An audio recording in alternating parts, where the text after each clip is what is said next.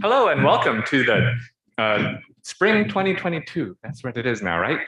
Our edition of the Digital Culture Speaker Series. We're so glad to have you with us. And today to kick us off into this speaker series is Josef Nguyen, an assistant professor of critical media studies in the School of Arts, Technology, and Emerging Communication from the University of Texas at Dallas. To more fully introduce him, we have with us Alex Aguero.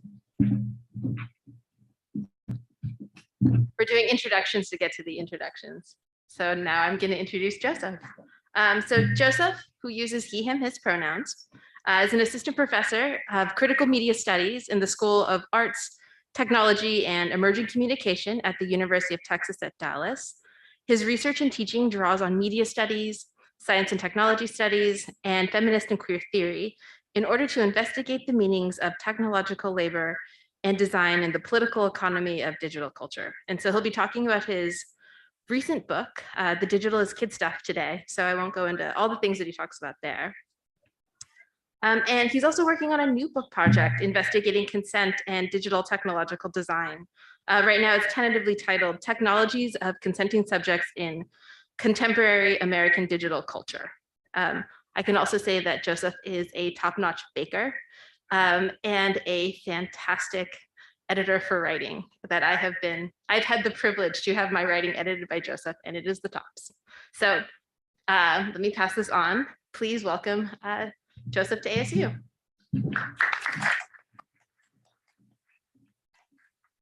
Oh my God, thank you, Alex. And thank you, Robert, for the introductions all the way here. And thank you, everyone attending in person and online. Oh my God, I'm very excited to be here and to be able to share a little bit about this new book that has come out that I've been working on. And so this talk here is titled What We Are to Make of Creative Digital Youth, and is the title itself of the introduction to the book. And I like the provocation of this idea of what we are to make of creative digital youth. That is, how are we to understand them? What are we are to make of them? As well as how are we expected to make them as particular kinds of subjects if and when they become adults in particular ways. The book is published by University of Minnesota Press, so I'll go ahead and do the completely shameless plug that you could order it now with a promo code for 40% off, MN88400. That is MN88400 for 40% off the book from the University of Minnesota Press website. Shameless plug complete. All right, so let's get into it. Here we go. Because I am an interdisciplinary researcher, and because I recognize the interdisciplinary community of this audience and this series, I want to begin by contextualizing the work of my book, The Digital is Kid Stuff, in relation to three critical anchors: media, political economy, and childhood. I'll go ahead and provide fairly broad and elastic definitions of these fields as I conceive of them for my work in this book here. Media is the first anchor that I want to discuss, and what I essentially study in my general research program, media and the work of mediation. And for me, media is media are culturally situated technologies, practices, and conventions of representation and communication. When I study media as technology for the mediation of culture, and that is how culture is inherited, negotiated, generated through practices and politics of authoring, inscription, documentation, representation, communication, circulation, reception, storage, and ultimately meaning making. And for me, approaching media includes the intersection of media studies and science and technology studies. The second anchor for my work is political economy. And as part of my study of media and the work of cultural mediation, I look to political economy as a critical framework that examines cultural practices, beliefs, and meanings as they are inextricable from dominant economic conditions, systems of production, and labor conditions. How our political and economic conditions shape the possibilities of culture that we inhabit and express, and by which I mean under the conditions of late capitalism or neoliberalism in the contemporary moment in which I work. The third anchor I engage in this book is childhood. And rather than taking childhood at face value, I approach childhood as categories and politics that are historically situated and culturally constructed, drawing on the insights of critical histories of childhood and childhood studies. So these are kind of, as I said, elastic or general ways of understanding anchors that are central to this book. But what does this mean for the book itself? In terms of media, I'm most interested in this book in emerging digital media technologies and practices. In terms of political economy, I consider contemporary economic precarity under neoliberalism in the United States, especially as it is intertwined with digital media, computing, and informatic technologies. And lastly, under childhood, I'm most fascinated by representations of creative digital youth.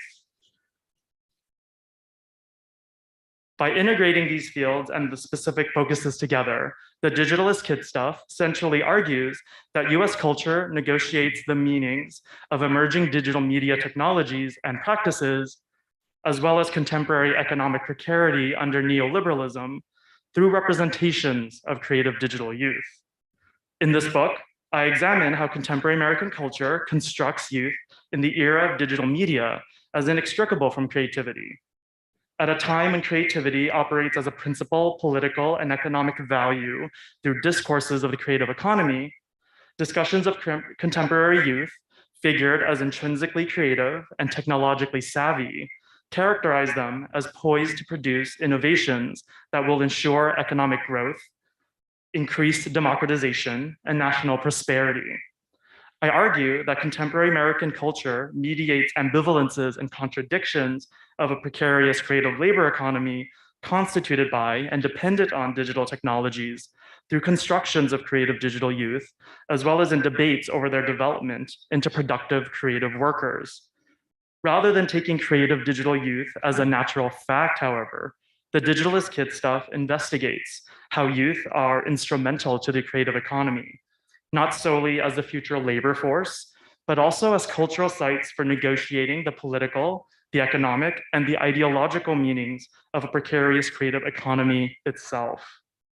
I analyze cultural depictions of creative digital youth in order to uncover how specific understandings of creativity are constructed as biologically inherent, socially necessary, and economically productive, as well as requiring precise social and material arrangements for development through youth engagements with digital media. In so doing, I interrogate how constructions of contemporary youth as both naturally creative as well as inherently technological articulate autonomy, personal responsibility, entrepreneurship, and risk as necessary for both these future creative workers as well as the adults tasked to raise them. And so that's a big picture description of the book's context and argument. And now I'd like to walk through the chapters and case studies in a little more detail.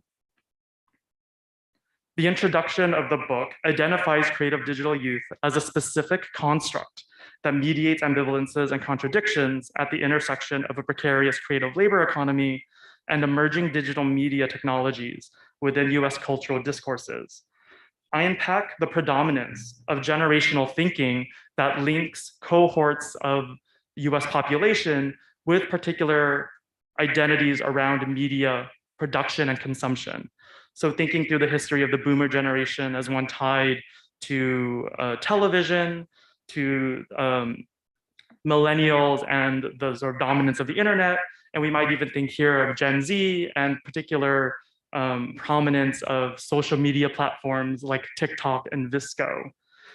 Part of this history has been the integration of digital and computing technologies and youth starting in the 1980s through the discourses of the digital native or the digital generation, which I open up through engaging scholars who identify the ways in which such language takes for granted the idea that the world should and needs to be digital in the first place.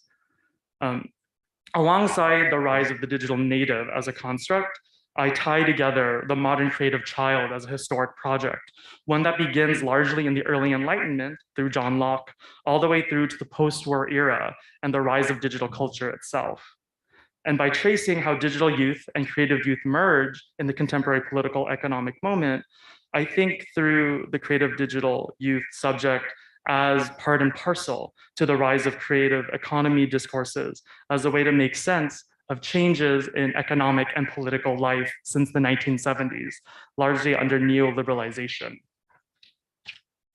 The book also employs very specifically, as the introduction discusses, textual and discursive analysis, largely of popular cultural and political discourses, examples from news articles, popular think pieces, YouTube videos, social media posts, a broad range of texts and records of contemporary culture that I mobilize toward ideological critique and genealogy to understand what is at stake in the development of the creative digital youth construct.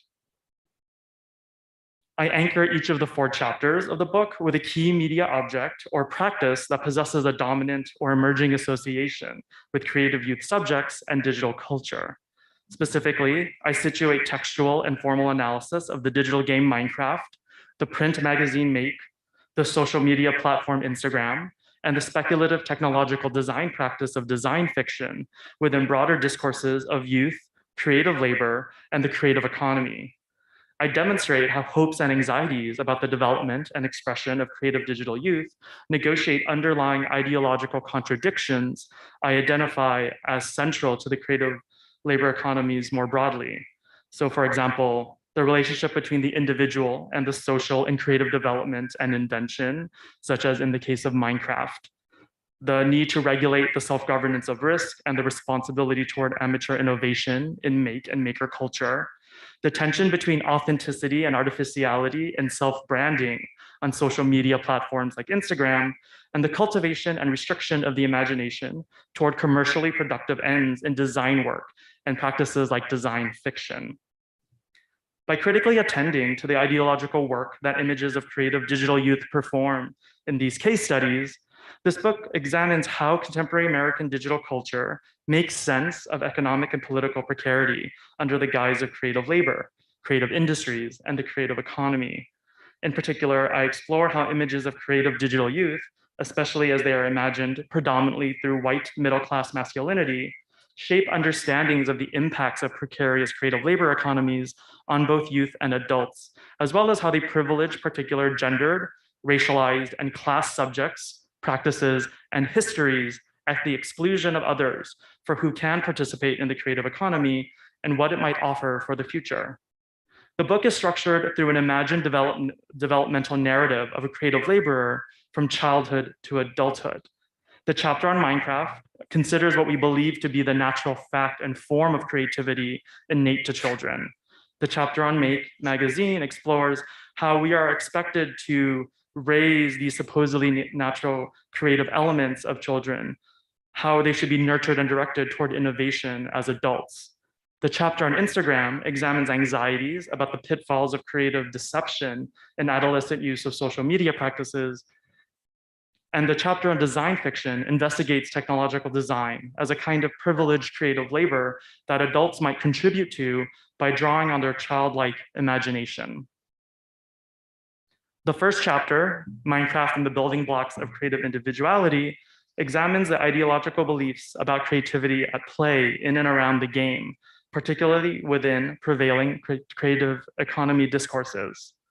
I trace Minecraft's relationship to construction toys, as well as fictional island narratives, to investigate how creativity, commonly conceived as the individual capacity to create something new and original, functions as a privileged cultural concept that is understood as highly individualized rather than social within the contemporary logics of creative labor and digital culture, and that also expresses cultural anxieties about cultivating creativity in children.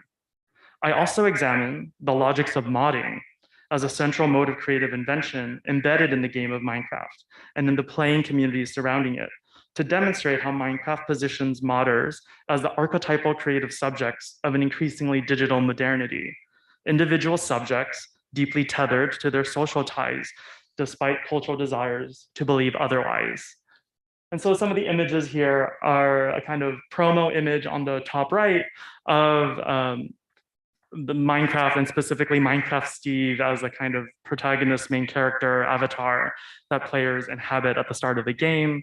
The image on the lower left is a kind of promo image for the use of Minecraft in educational and classroom settings. And the image on the lower right is a Lego branded tie-in with Minecraft, the kind of commercialization of this indie game to the Danish toy company's kind of product line. This is a chapter that asks what the dominant ideologies about creativity are, as exemplified through the celebration and application of Minecraft as a creative and educational platform for children. And to answer this, I trace how ideologies of creativity have been cemented over the last few centuries through both construction toys and island narratives. Drawing on a lot of common discussion of Minecraft as if it were a virtual form of Legos, I think back to a history of educational theories about child development and learning that hearken to the significance of blocks and other forms of constructive play, from John Locke's alphabet dice in the early 18th century to Tinker Toys, to the Danish company Lego's ubiquitous product, and to something like Minecraft as a kind of digital update to physical construction.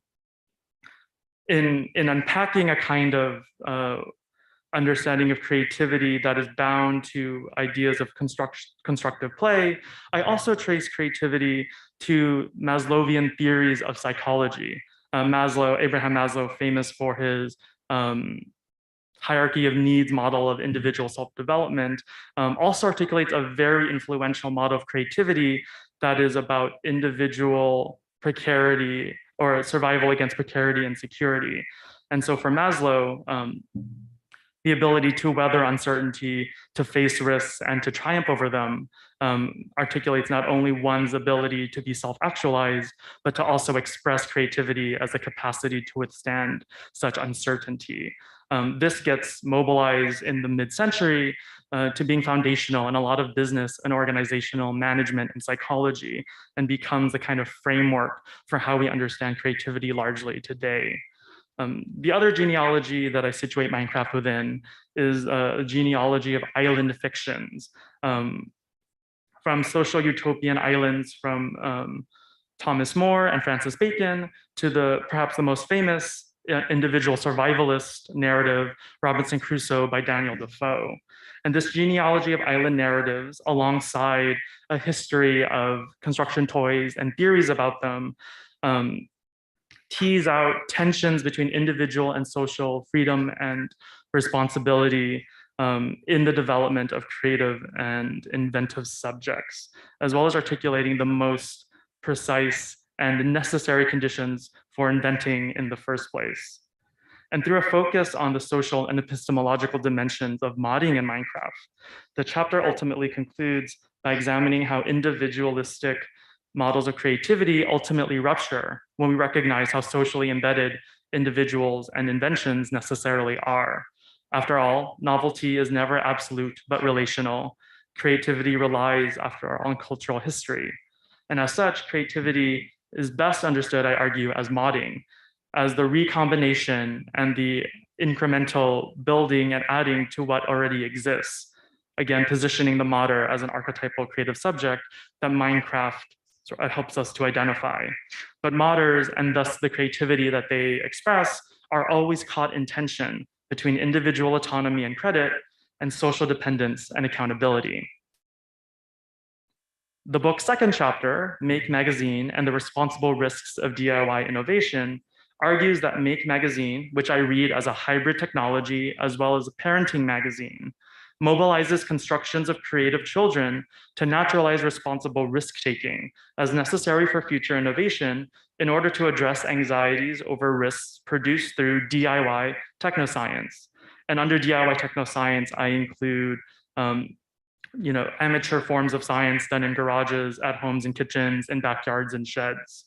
I show how Make transforms the regulation of amateur and DIY technoscience into a problem of private domestic politics by advocating for individually responsible risk-taking through its suggestion of child rearing. The magazine's proposed model of raising children is constituted through reimagining gendered, racialized, and classed crafts, domestic spaces, and conditions that tie political and state legitimacy to capacities and preparing subjects to innovate in a creative economy. So how does Make address then the risks that are inherent in the democratization of technoscientific innovation through its framework as a parenting magazine? In this way, Make suggests that the future is what we all can make of it, and rather than allowing science to only be performed within the limited confines of high-priced laboratories or by people that have to move through very difficult and gatekeeping systems of professionalization and education, Make seeks to democratize and proliferate technoscientific work to the masses.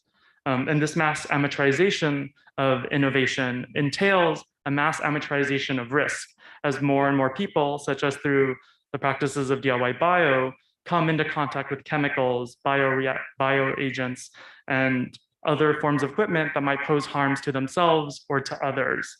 The image on the right here that I've pulled from an issue of Make magazine is of a jam jar jet engine, a project that Make suggests is very useful and educational to do at home, to learn about combustion and propulsion. To me, it also looks like a bomb. And so I wonder then, right, what are the sort of politics of suggesting that everyone make these explosive jars at home or potentially explosive jars at home? And so Make addresses this concern in this desire for a form of technoscientific innovation that is outside of regulatory agents and authorities, for everyone to be individually responsible for the risks that they take on. This history of, to understand this sort of moment in Make, I situate Make within a history of other related concepts to making, including craft and DIY, as responses to anxieties about present and future conditions of work and technology. And we can think about here the fact that Make is a product of Silicon Valley and very much tied to a culture of Wired magazine. And this return that they argue to forms of handicraft, to being hands-on, to knowing how to do things oneself, express a kind of anxiety that Silicon Valley has for itself in the creating a world in which people become over-reliant on digital technologies. Upon historicizing Make in this way, I then explore what issues emerge then in this democratization of technoscientific innovation. And as I've noted, DIY science then relates to this kind of issue around gatekeeping and regulation. But if Make understands that risks are necessary for innovation, the only logical response to that under their framework is just to make sure that everyone can be individually responsible. And in order to do that, they tie the future of technological innovation to the future of children. And so how are constructions of naturally risky yet creative children mobilized by the magazine toward the mass responsibilization of risk as a kind of neoliberal project that is an individualized and privatized project of self-governance in pursuit of mass amateur innovation? For Make, adulthood and childhood are constructed distinctly through logics of risk and responsibility, where children are inherently risky and unable to be responsible for themselves, and adults are tasked to be responsible for them. And in particular, teaching children how to be responsible as adults. So Make is invested ultimately not just in making as a practice, but encouraging its readers to make makers, to make a particular kind of DIY subject who can reliably and responsibly self-govern their own risky innovation. This making of makers is tied to not only the future of technoscience, but also to the future of the economy and ultimately of the nation. And we might see that most distinctly here in the lower middle image, in which the idea of remaking America in one of their special issues amounts to things like making your own water recycling laundry machine or homesteading practices, right? So this idea of transformation of the nation as a whole is one that's ultimately tied to private domestic politics. In the third chapter, Instagram and the creative filtering of authentic selves, I explored discourses of creativity about Instagram and the iconic selfie alongside contemporary anxieties around social media technologies, as they are believed to impact negatively the individuation and socialization of digital youth.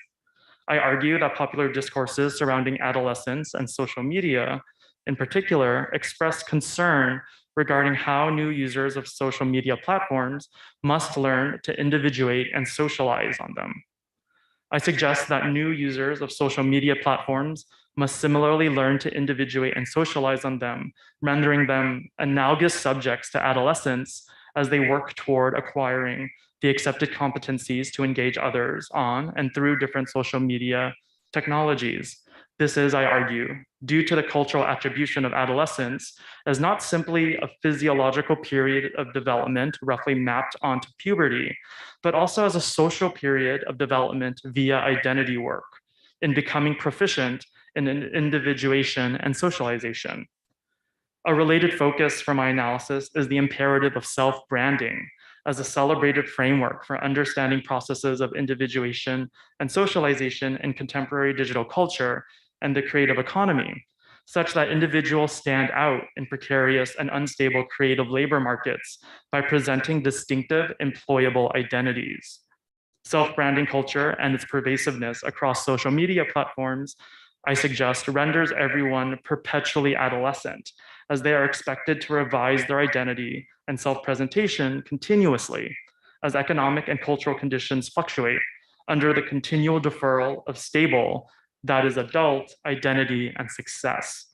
It also complicates our understanding of the authenticity of creative subjects, not only the subjects that create, but also the subject that is created.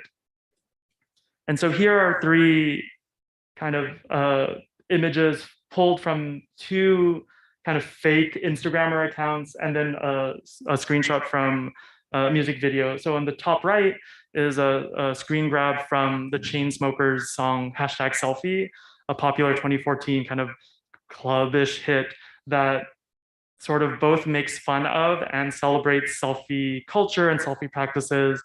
And the images on the sort of bottom here on the left is Lil Miquela, a CGI Instagram influencer that is a computer generated image influencer that promotes all kinds of fashion and lifestyle brands, including Prenza Schuler and Balenciaga. And the parody account of Instagram culture, and particularly a white middle class Instagram culture, Socality Barbie on the lower right here, an Instagram account that used the Barbie as a kind of vapid doll figure to rehearse some of the most cliched genres of photography we might identify with Instagram, including some of these hashtags such as #BlessNoFilter, etc. This chapter considers then what the associations of social media technologies and practices are with adolescent youth, and how those associations reflect anxieties about shifts in sociality itself, engendered by new and emerging media technologies. Again, I approach adolescence not as only a biological period or physiological period roughly related to puberty, but as a kind of cultural period in which subjects are tasked in the development of maturation through individuation and socialization. I then consider the work of filtering and the construction of selfies as an important kind of technical and metaphoric practice for online self-presentation. In this case, by unpacking the selfie as a largely vilified social media practice, often associated with youth, and in particular young adolescent girls, I consider what happens when we actually pay attention to this practice as a serious form of social communication rather than as something pathological or inherently narcissistic. In approaching selfies in this way, I also consider then the act of producing a selfie more than the photos themselves as a genre, and the importance of filtering in a technical and metaphoric sense. Of course, in Instagram and other social media platforms that use images and image content, filtering is a term applied to particular preset visual effects that one can apply to a photograph. But filtering can also be understood as a metaphoric process of deciding what to include, what to post, when to post, who to share with, and essentially how to translate an offline life into online content. In understanding selfies as part of a kind of practice of filtering, I connect selfies to self-branding as identity work, and how imperatives of self-branding as both an individual and presumably creative response to increasing precarity in the occupational market ultimately conflate ideas of authentic identity with employability. Self-branding, after all, is the application of promotional and advertising logics to the self, to treat the self and the self of the identity as a brand to market and to sell to others. And that digital technologies have been central to the rise and the dominance of self-branding as a practice and discourse. If self-branding is calculated identity work, it is one that is market-driven, either by the logics of likes and friends or by sponsorships, ads, and visibility for employment and work opportunity. And while self-branding is confoundingly celebrated as both self-actualization, that is in self-discovery, as well as self-commodification, the chapter closes by considering the forces that can shape and limit what counts as permissible selves. So how does self-branding as a practice reveal the limits of the creative self? Not as the self that creates, but the self that is created to be presented to others.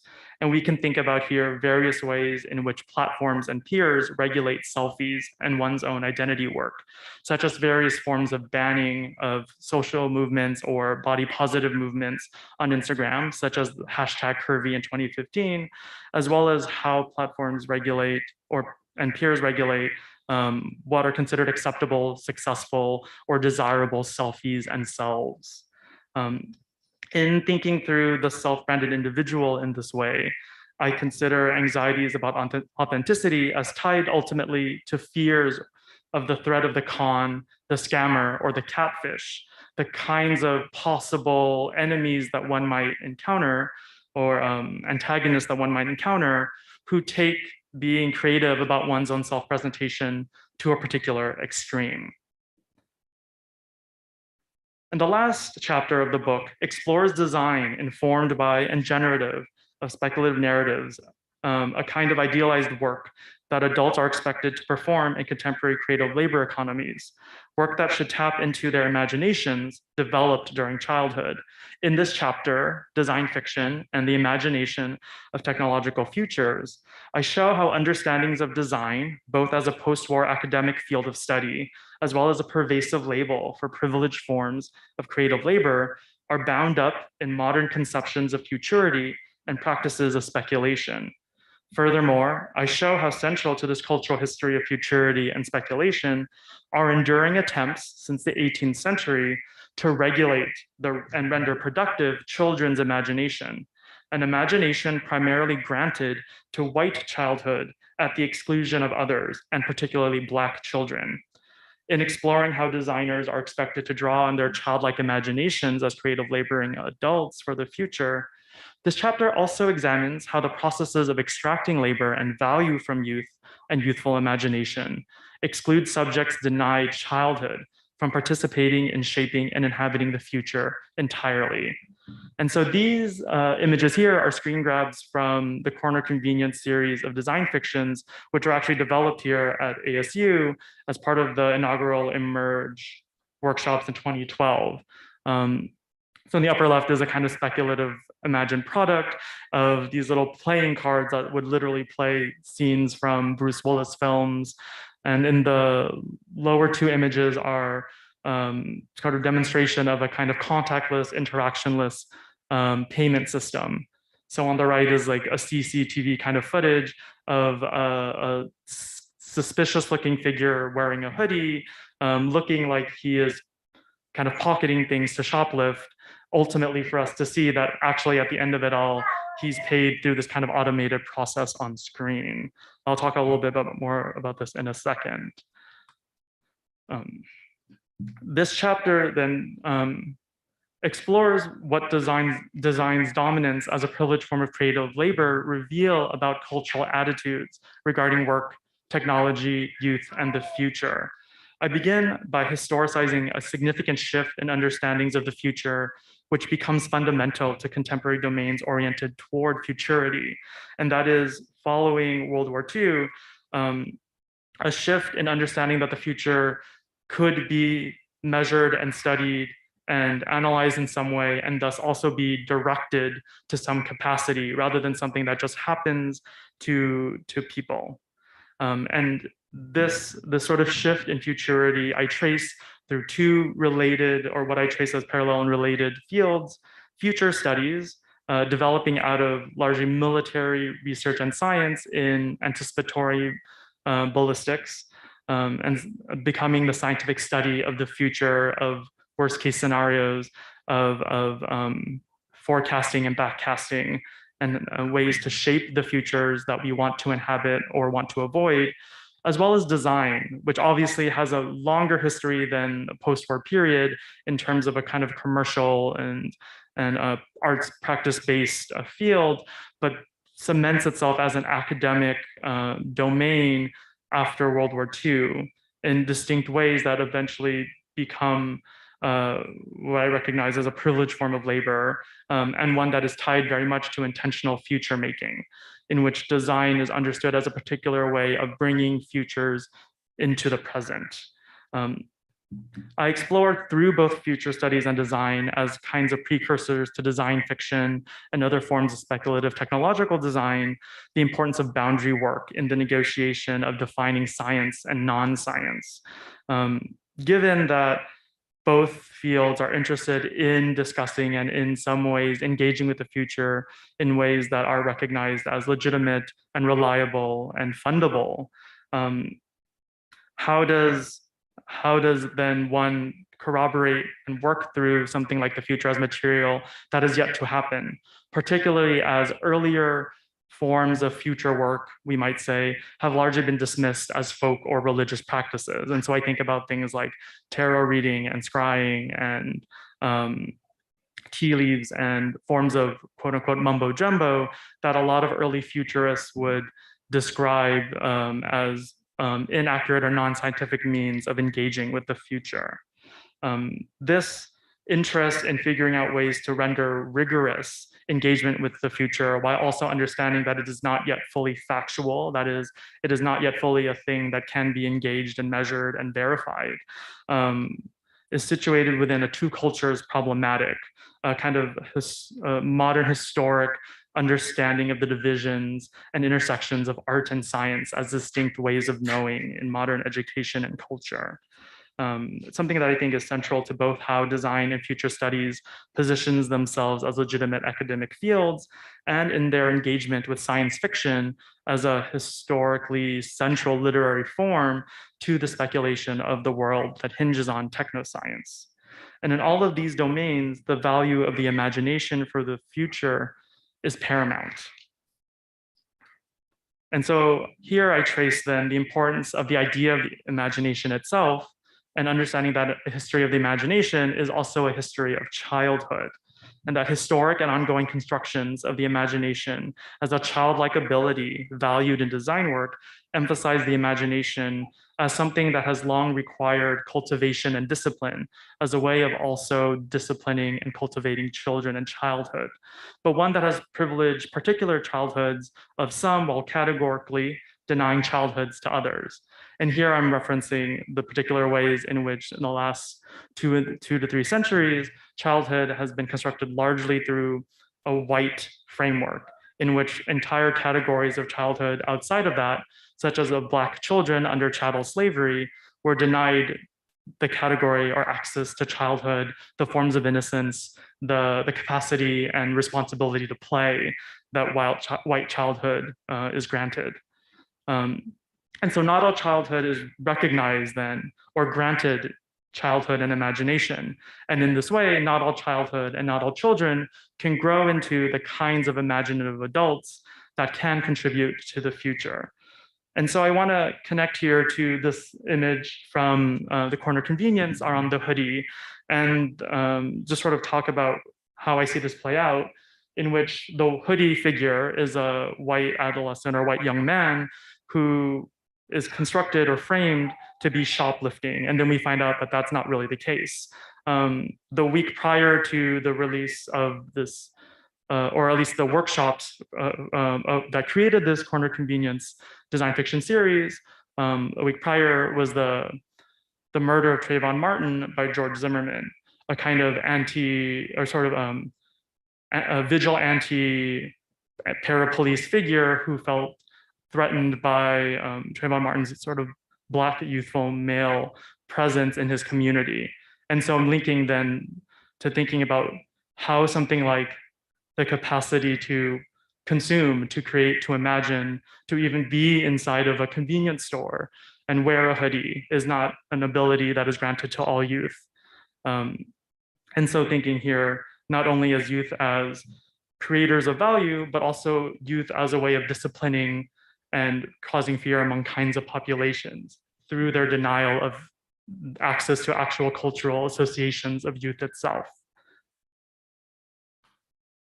The conclusion of the book draws on a lot of what I discussed through the chapters to consider possibilities for what an alternate form of creativity and what alternate applications of creativity might exist that don't only direct toward technological innovation for the sake of technological innovation or commercial profit or novelty, but instead might be directed to address the inequitable and unjust ways in which the present and our possible futures are made, shared, and denied. And so that's sort of the book in a kind of large nutshell, I suppose. Again, here's a promo code in case you might still be interested in checking it out further. MN 88400 at the University of Minnesota Press website. But yeah, thank you for your time and for spending a little bit of your afternoon learning more about this project with me. I'm happy to take any questions that people might have. Yeah.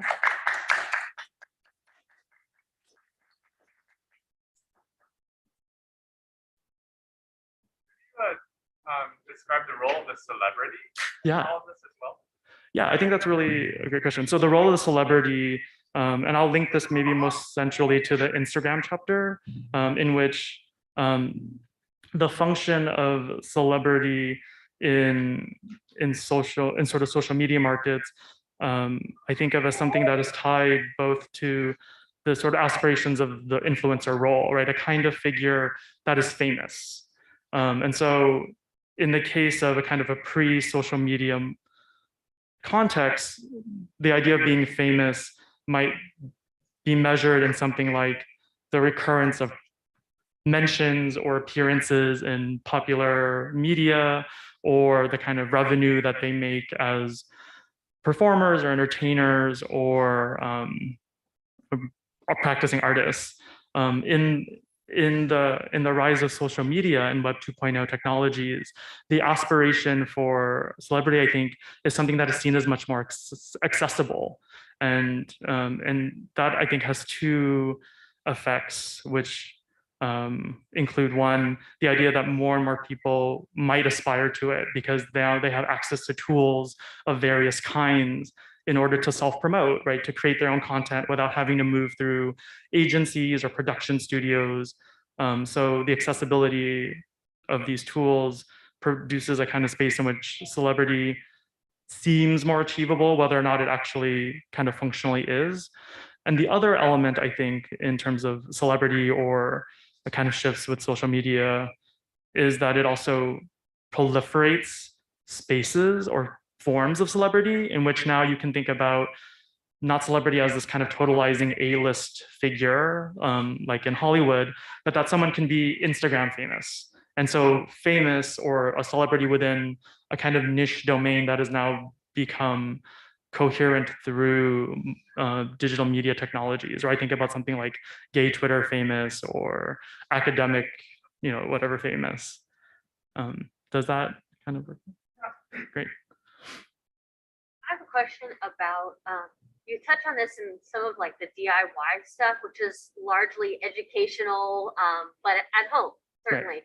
And I'm wondering if when you think a lot about, creative economies, and especially in terms of education and kids education, how much you've seen like maker culture, the term enter into education. I wonder how you're thinking about that in terms of, because we have this kind of separate from education central, as more of like a auxiliary. And so I'm wondering if either in your book you address kind of that connection, or rather just your thoughts on that, just how it relates to children's education specifically, and maybe even to the university level as well. Yeah, I think that's really a great question. Thanks. That where does something like maker culture in the broader sense fit into children's educational programs or spaces or time, right? And in some places, we're seeing very much a kind of integration of maker practices or making and craft and DIY into schools, into libraries, into community centers. But interestingly, through Make, the kind of anxieties expressed about the future of technoscience are attributed to a lack of making in conventional schooling. And so this kind of idea that no longer do students get access to things like woodshop or forms of making, and instead it's an emphasis on rote memorization and standardized tests, right? And so this is the kind of imagination of standardized school that they construct as an enemy, to some degree accurate, I'm sure, but also not necessarily fully the picture that they're working with. And so for Make specifically, the magazine is seen as extracurricular and very much a domestic supplement to failings that they're imagining as part of school. And so much of it is about people growing up with parents who've had workshops at home and the significance of that in their development into makers and their fostering of creativity. And so Make champions this sort of model of, if you can, you should be building a makerspace at home. You should be building workshops. You should be raising your children to take risks and play with things that might otherwise seem too dangerous under sort of school regulation. Thank you. Thank you for your talk. Congratulations for the book. And I look forward to read it. Perhaps the question is answered on the book. But in your talk, like the chapter of making too, you were reading like a very strong critique to the privatization and neoliberalization of the act of making and the lack of outside regulatory agents to perform specific activities that might be risky for like domestic use or like communities that they're living. And I'm interested, you can like elaborate further in that, in the way that like, what is the role that you think local or federal regulatory bodies should do? Because in like what we think how the ecosystem of regulations work, usually it's like forbidding or limiting specific action. It might be risky, but also that can like affect what is the purpose of like empower some communities in that. Like, what is your position about like what is the role that government should do to like modulate in some form this like private risk? Yeah, I think that's really a great question to think about. Well, there's a particular way in which Make imagines what government interference, as they would frame it, would be in making, and that's as little as possible, right? But we might ask, like, what is the role of something like professional gatekeeping? And we obviously can recognize that gatekeeping has particular exclusionary politics to it, right? Who gets kept out of things, who doesn't get access. But we also might think about the work of professionalization as a way to help train people to be able to enact certain kinds of work that isn't necessarily as readily accessible to everyone, to standardize forms of quality or care around the work that they do, to help train people to be able to respond to risks, not just prevent them, right? Or prevent them taking the risks at all. I think in the concern around being able to allow people to take risks, the issue with Make's version is that it very much assumes that people can only take risks voluntarily, right? That people aren't taking risks and that they should be doing it.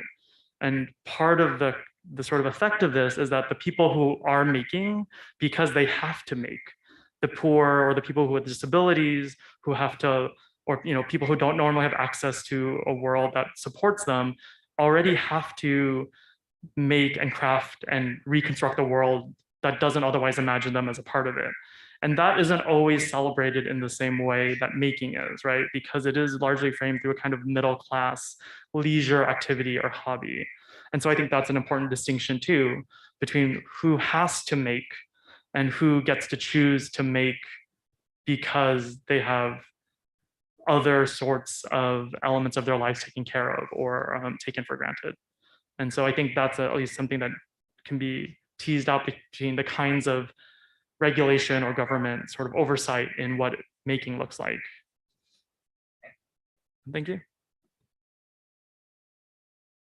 It seems to me that young people are very interested in different social causes, and I was wondering if you had any examples of them using digital means to further humanitarian or environmental causes.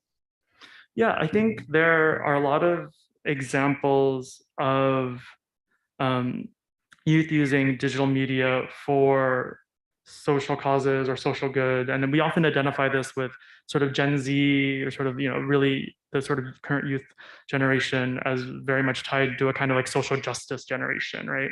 And so I think about things like the kind of proliferation of information on TikTok or social media apps to like reserve up tickets to like a Trump rally so that no one actually ends up attending because people don't get the tickets to it, right? So these forms of things, or other forms of like online mobilization to dilute hashtags that might otherwise be mobilized for particular kinds of right-wing organization or dog whistling or communication.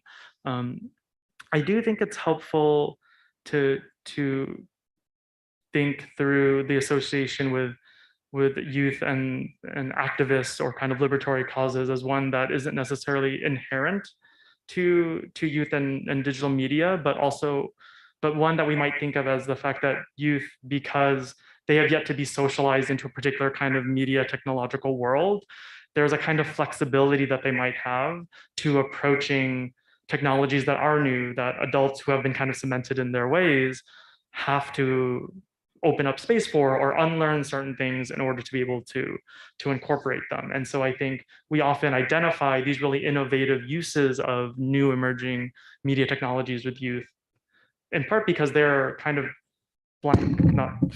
they're kind of ready in a lot of ways to see what kinds of potential media technologies might offer, and that one of the ways that we pay attention to that is through political mobilization. I hope that. This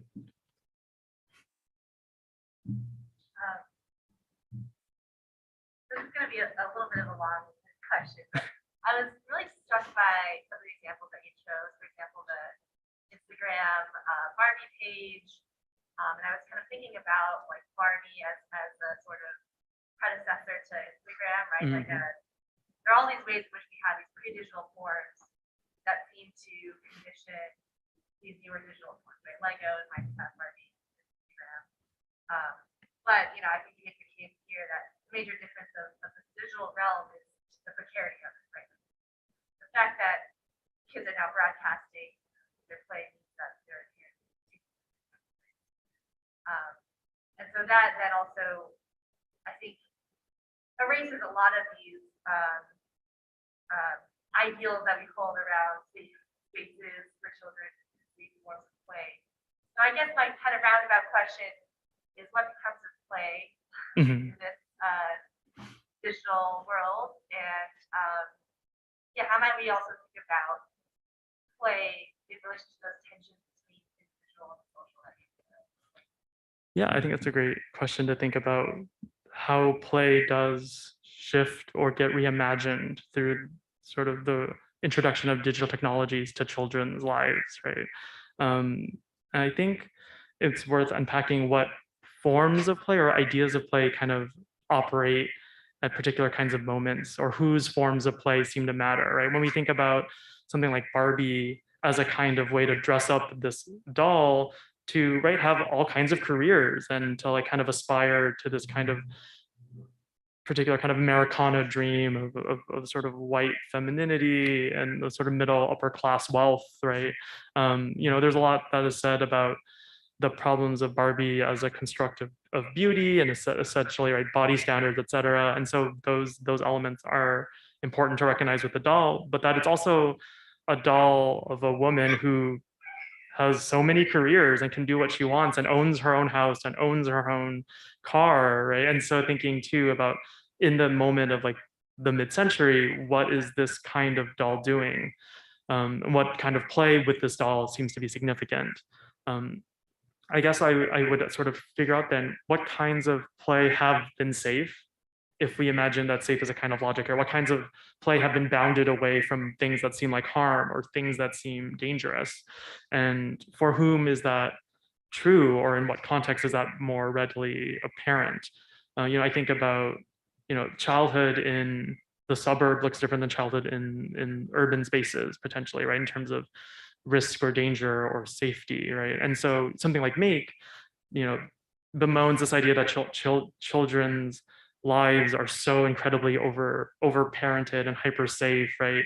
And they're really revealing that their imagination of childhood is distinctly middle class and suburban, right? If you're growing up in really densely packed urban spaces, childhood doesn't necessarily include in the same ways, right, access to boring standardized schools, right? You might be at a school that's deeply underfunded, and that changes the kind of learning that you're having, as well as the kinds of opportunities for play that you might have, whether it's safe or unsafe.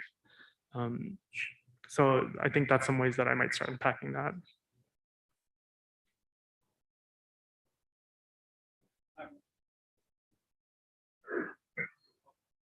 Hi. Been trying to figure out how to frame this question. I guess wondering what you think about. So we've got all these new layers of childhood, like new technologies, Minecraft, Make Magazine, Instagram, all these social media tools and games, and they seem like new additions that are changing the landscape of childhood. But I wonder sometimes if popularity that might be work to this response to a real loss. At least the loss preceded the popularity. Mm-hmm. And that in some ways they're filling in for something that we just don't have anymore in childhood. They're not actually doing a great job of filling in what they're asking to do. Right. I guess I'd like to hear your thoughts on what we lost, not just what we gained, but like. Sure. I think in some ways the response I have to that question is, I think, similar to Lisa's, which is, in what counts as play or what counts as safe here, like what is constituted as loss. And one of the sort of positions I take at the foundation of the book is that a lot of our discussions about children are really about adult anxieties, right? And so who decided that something is lost? Who has made that decision? Who has made that assessment? And who has decided that this is the way we might work to fill in or replace that loss, right?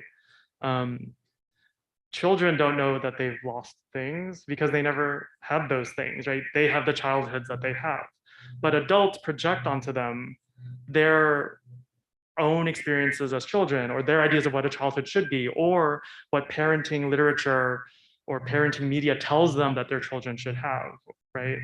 And so I'm really interested, I guess, in sort of reframing the question as, how do we construct ideas about loss in ideas of childhood that then mobilize us to make these kinds of decisions? Okay, well, so one way of thinking about loss would be that it wasn't that long ago, childhood was far less media, like everything, all these things like Instagram and Minecraft and a lot of the things that my kids play with too, everything was designed by adults. Mm-hmm. And it wasn't that long ago where childhood was completely an activity that was not overseen by adults so much.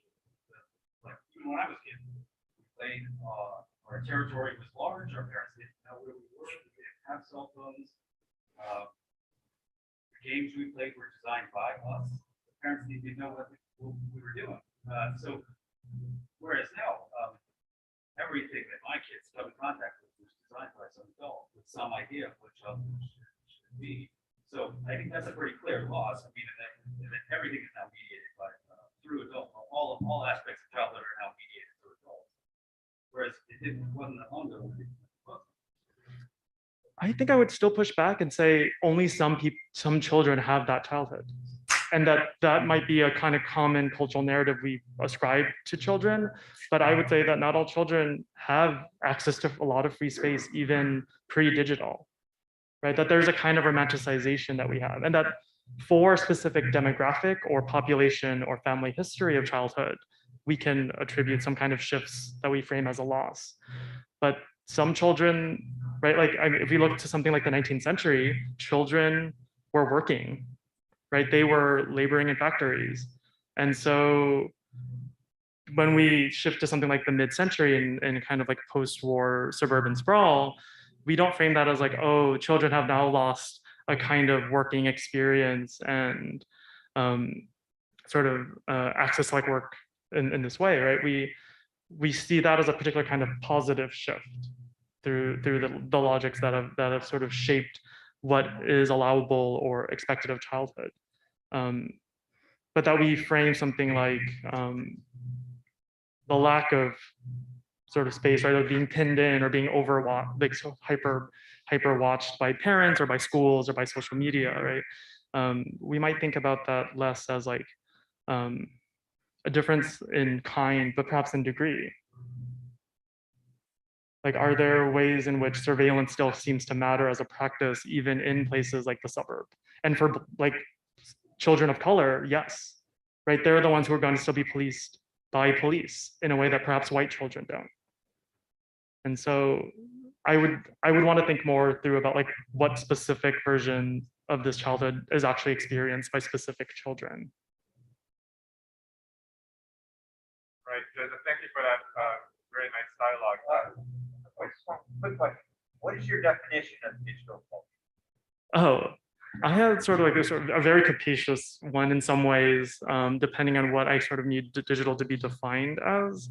And for me, I would say digital culture as sort of the rising prominence of computational and informatic technologies in major facets of social and political life. And so starting somewhere for me in like kind of the 70s, 80s era in which computing becomes much more mainstream and accessible to the wide public. But I also frame digital in different ways, such as like the rise of like typography, like through Marshall McLuhan, in which the alphabet is the digitization of sonic analog.